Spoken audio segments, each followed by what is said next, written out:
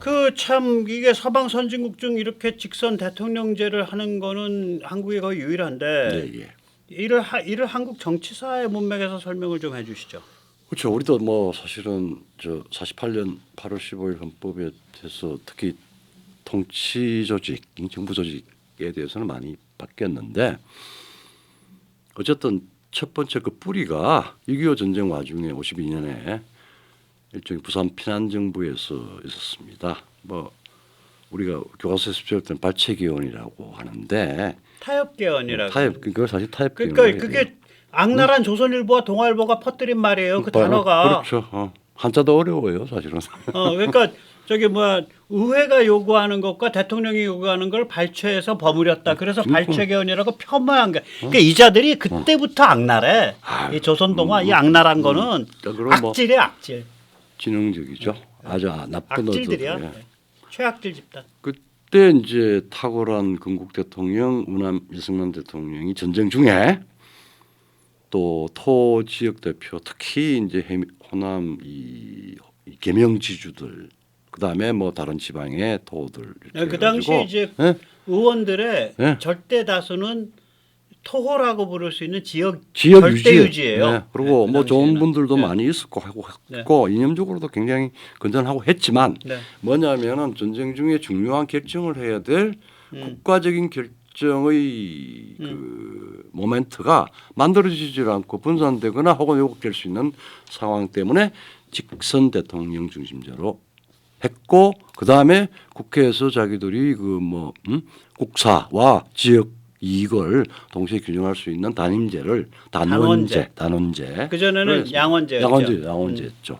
참의원, 민의원, 근데 이게 양원제. 바로 이제 대한민국의 사실 주춧돌이죠. 그 네. 전쟁이라고 하는 그 아주 한계 네. 상황에서 그 주춧돌을 놨습니다. 그리고 사실 이를 그 중간에 이제 이 간선제가 있어가지고 몇 번 뭐 여러 가지 변동도 있었지만은 어쨌든간에 그 유신 때랑 예예. 그 다음에 저기 어디야 전두환 예. 저 신군부. 그게 이제 그 직선제와 이제 간선제의 문제를 했지만 어쨌든 대통령제는 70년 동안 이를 지켜왔습니다. 직선 대통령 주심제. 직선 대통령제. 그게 결국은 기본이죠. 우리. 기본이죠. 예. 예. 예. 근데 이제 이런 차원에서 보면은 역설적으로 5.18이나 6월 항쟁 예. 그에 이은 6.29 타협, 6.25 선언 네. 타협은 바로 이 틀의 결정적인 강화하고 다시 회복하는 그런 계기였죠. 예. 여기에 뭐 사실 우리 저 백모 대표님이나 저나 동일한 세대인데 좀 설명을 좀 해주십시오. 네, 이게 5.18이나 6.29를 이렇게 해석을 하는 사람들이 거의 없다는 게 내가 너무 웃겨. 5.18 때 제일 중요한 구호가 예. 요구가 결국 뭐냐면은 군정 안 된다. 네, 대통령을 직선으로 뽑자. 예. 그거였었어요. 5.18 때도. 그렇죠, 맞습니다. 예. 그래서 5.18 정신 하는데 5.18 정신이 뭐냐? 얘기하는 사람은 하나도 없어. 그러니까 군정 안 된다. 대통령 직선으로 뽑자. 그게 5.18 정신이에요. 직선 대통령 중심제 하자. 근데 저기 뭐야, 음. 그 아주 아리까리한 그 방명록. 나는 지금 내가 본 방명록 중에서는 가장 아리까리한 게 5.18에 세 번 만에 들어가서 방명을 한 윤석열 대통령이 그 방명 내용을 어떻게 썼냐면은 5.18의 인권과 민주의 정신을 반드시 세우겠습니다. 그랬어. 반드시 반듯하게. 반듯하게 세우겠다. 지금은 왜곡. 그렇지. 근데 이제 말대로 그 말대로 써서 이거 중의적으로 5.18을 거기에 어쨌든 간에 명을 달리한 그분들의 희생. 그다음 그 뒤에 나중에 좀 그러니까 이게 꿈보다 해몽이라고. 그렇죠. 5.18을 두고 어떻게 해석하냐를 우리가 해석 게임이에요. 그렇죠. 해석 게임이죠. 해석 게임이야. 그러니까 이게 우리나라 이른바 우판이 이른바 보수라고 하는 게 내가 참 기가 차는 게 세상 현실은 해석 게임이야. 그러니까 아무리 해석을 하더라도 그 당시에 그 시대적 시점에서 만들어졌던 그 집단적인 정신이든 개인적인 정신이든 간에 집단적인 정신이 있고 특히 정치적인 애젠다가 있었는데 그거는 분명히 해석을 올바르게 해줘야지. 그 뭐야 말하자면은 지금 뭐 민주화라고 하는 그 포괄적인 걸로 이야기가 되는데 그때는 대통령 그 저기 뭐야 군정 반대입니다.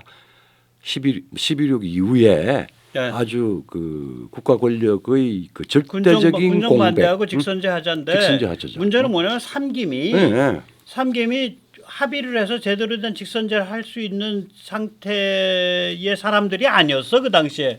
내가 제일 그 뒤를 해고해본 80년 내 서울의 봄에 나도 수업 다 빼먹고 왔다 갔다 정말 핵심에서 움직였는데 첫 번째 가장 바보 천치 같은 사람 혹은 가장 이중적이고 가장 위선적인 사람은 김종필이라고 봐요.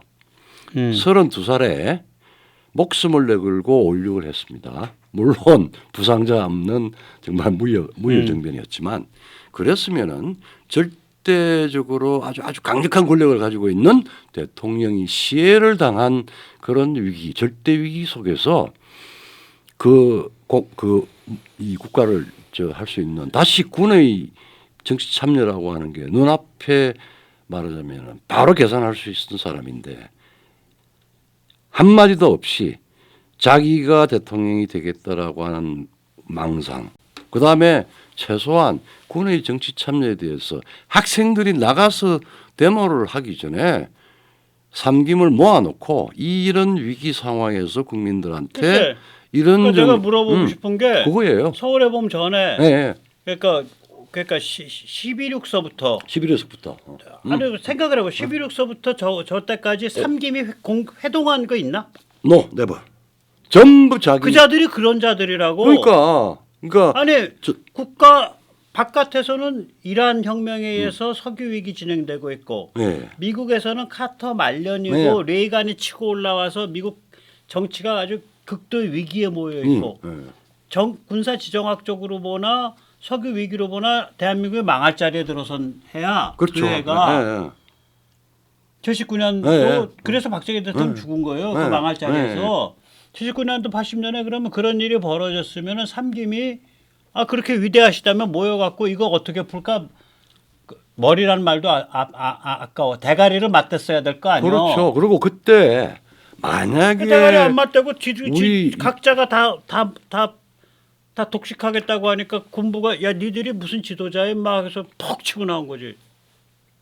그러니까 만약에 어. 저기 그 당시에 JP가 사실은 인바이트를 해야 됩니다. 두 사람은 모여서 나는 영삼아 대중아 와라. 그리고 나는 안 해도 좋아. 이런 절대 위기에서는 어. 우리가 어. 난잡하게 어. 이런 방식으로 권력력으로 지승제 대통령이 되겠다. 혹은 큰일 군정을 난다. 그러면 큰일 난다. 왜? 이런 위기에서 거의 모든 미국까지도 굉장히 군이 조직화된 세력으로서 군밖에 없는 상황인데 우리가 이렇게 난잡하게 굴면 안 된다. 그러니까 군에 대해서 최소한 1212 사태 이후에 모여서 군은 절대 다시는 불행하게 이 전철을 밟지 마라. 우리가 책임진다. 그리고 군을 자신들이 막았어야죠. 왜 학생들을 내보내 가지고 김대중은 내가 그거 겪으면서 김대중에 대해서 굉장히 싫어하게 됐는데 광년 서울의 왔잖아요. 봄 때 아니야. 내가 그 연희동 드나든 선배들을 알잖아. 예. 김대중은 무슨 생각을 한 거냐면 학생들은 계속 시위를 하되 예. 군이 쿠데타를 일으켜서 자기를 잡아 들어가면 결사항전을 할 수 있어야 돼. 근데 그렇죠. 자기 잡혀가기 전까지는 결사항전하면 안 돼. 안 되죠, 그렇죠. 그 정도로 대중운동의 수위를 조절하려면 예. 대중을 뿌리까지 완벽하게 장악하고 있는 최고의 조직을 갖고 있어야 되는데 그런 조직이 없는 상태에서 그렇죠. 대중운동의 수위를 결정할 수 있다라고 상상했으니까 저게 정상이냐 저 인간이. 내 어린 나이에 그걸 느꼈다고. 내가 그 다음부터 DJ 진영이 얼씬거리질 않았어요. 그리고 하도 이상한 인간이다 그래서 그랬더니 이제 인생이 이렇게 꼬인 거지. 그리고 단순무지한 김영삼은 내가 참 내 인생 잘못 살았어. YH 사건 뭐 그다음에 부마 사태 뭐 이런 쪽이 자기가 다 했다고 생각을 하고 DJ 그러니까 세 됐죠. 명의 참 이상한 인종들이었어. 그래서 그러니까 우리- 이제 군부가 치고 나온 건데. 예. 그래서 결국은 타협이 된 거 아니에요? 군부가 순순히 물러났잖아. 그래서 직선 개헌으로 타협이 됐다. 그럼 6월 항쟁 이때의 핵심 구호가 뭐야? 직선제 개헌 아니에요? 직선제 그렇습니다. 개헌. 그래서 지금 체제를 87 체제라 그러잖아. 그 87체제라고 그러죠. 예. 그런데 이렇게 된 거예요. 예, 상황은. 예, 그 조금 더 이제 설명을 그럼 좀 해주세요. 예. 그 이제 서울이 봄을 지나고 네. 6.25 국가돼서 87년 헌법이 만들어지고 그거는 52년에 만들어진 대통령 중심제를 기본으로 하고 그다음에 사실은 이제 대통령의 강력한 권력에 대한 트라우마가 있었기 때문에 사실은 그 순수한 대통령 중심제는 아닙니다. 의회의 파워가 굉장히 세죠. 의회 우리나라가. 파워를 줬죠. 네. 그래서 이제 아주 절묘하게. 그러니까 대통령에 대한 탄핵권은 의회한테 있으면서 대통령은 의회를 해산할 수는 없지. 없고 그 대신에 또 의회에서 똑똑한 국회의원이 있으면은 내각의 그 장관을 겸직할 수 있는 그걸 줬단 말이에요. 그러면은 정말 타협이 되고 아주 위대한 타협이에요. 타협이죠. 그리고 그걸 뭐 우리뿐만 아니라 많은 이제 국제적인 학자들도 이걸 참 예외적으로 기적적으로 한국이 좋은 선택을 했다. 왜냐하면은 영국 모델하고 프랑스 모델이 있단 말이에요. 그래서 소위 말하면 정치 말하자면 시민혁명의 결과로 혹은 뭐 권리장정 명예혁명의 결과로 현대 사회가 이제 현대 정치가 만들어지는데 그 유명한 사무엘 헌팅턴이 트랜스플레이스먼트라고 해서 한국형 민주화 이행은 그 사실 자유화인데 민주화 이행은 기득권과 그 다음에 민중과 저항 세력의 절묘한 타협이었다. 그런 측면에서 한국은 위대한 예술이야. 위대한 예술이고 예술이고 그 작품이 87년 헌법 체제예요. 그래서 그 많은 사람들이 많은 말하면 비교 정치학자, 정치 발전론자들은 영국형 한국의 정치 과정은 절대 우리는 프랑스 혁명하고 막 좋아하고 뭐 프랑스 그거 일본 애들이 바람 넣어서 그래요. 바람 넣고 그렇고 일본 애들이 정신 승리를 하잖아. 그렇죠. 자기들이 현실 정치가 깝깝하고 쳇바퀴 도는 거라 프랑스 혁명 같은 거 띄우고 박수치고 좋아하잖아 지식인들이. 그러니까 한국은 영국형에 가까운 방식으로. 근데 사실 영국도 엄청난 피를 흘렸잖아요. 명예혁명 때 사람 죽은 거에 비하면 그 말이 무혈혁명이지 왕을 목을 안 잘라서 무혈이지 일반 병사들 많이 죽었어요. 명예혁명 때. 그러니까 후발 국가 제3세계에서 타협에 의한 민주화를 통해서 산업화와 민주화가 그 결합되는 융합되는 위대한 말하자면은 변화를 했다 이런 식으로 이야기를 하죠.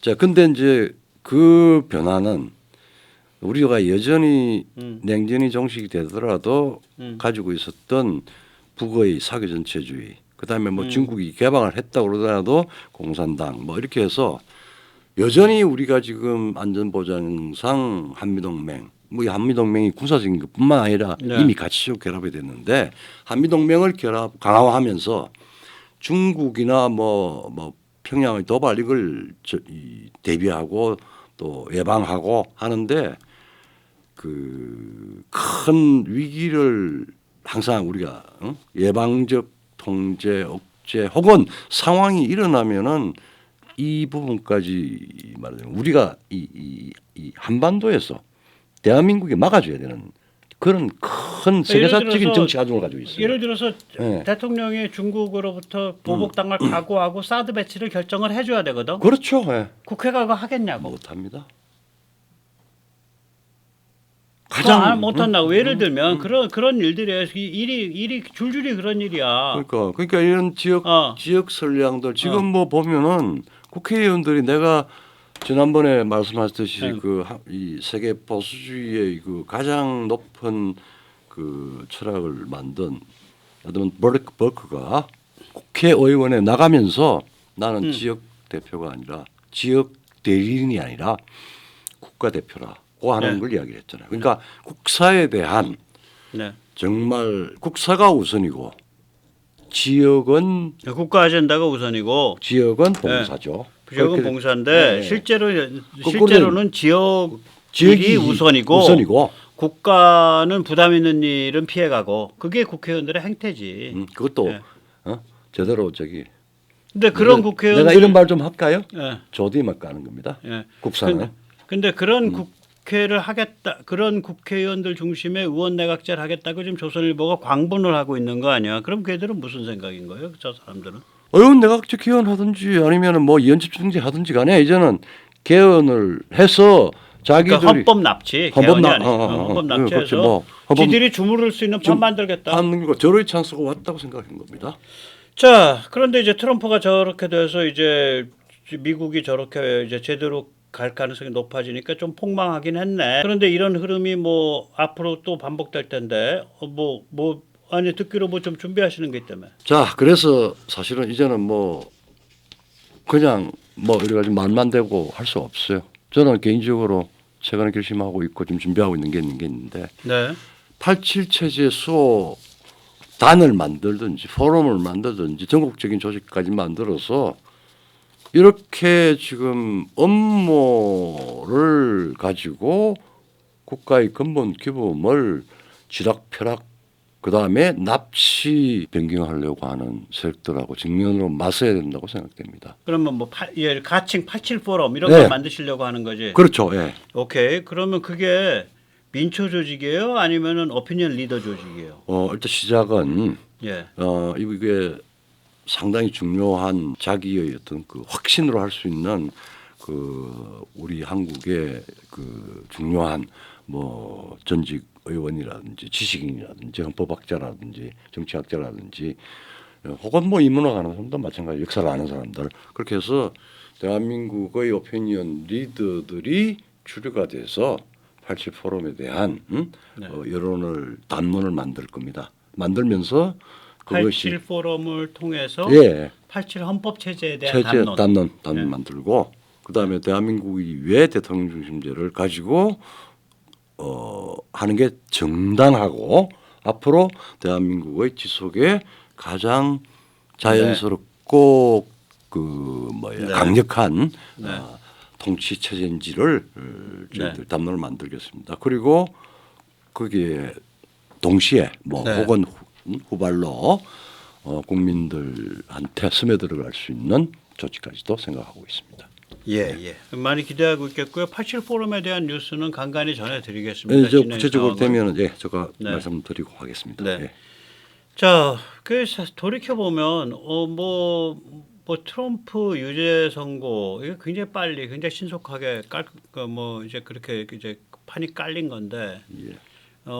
이것 때문에 미국이 이 고립주의에 함몰되면서 미국이 혼란을 일으키고 한미 동맹이 약화되고 중국의 입김이 커지고 이 와중에서 분탕질 쳐지는 상황에서 이제 수구 기득권과 종중 기득권이 야합을 해서 헌법을 납치하려는 음모가 진행 중이었는데 이게 일단 브레이크가 한번 걸리겠죠. 예.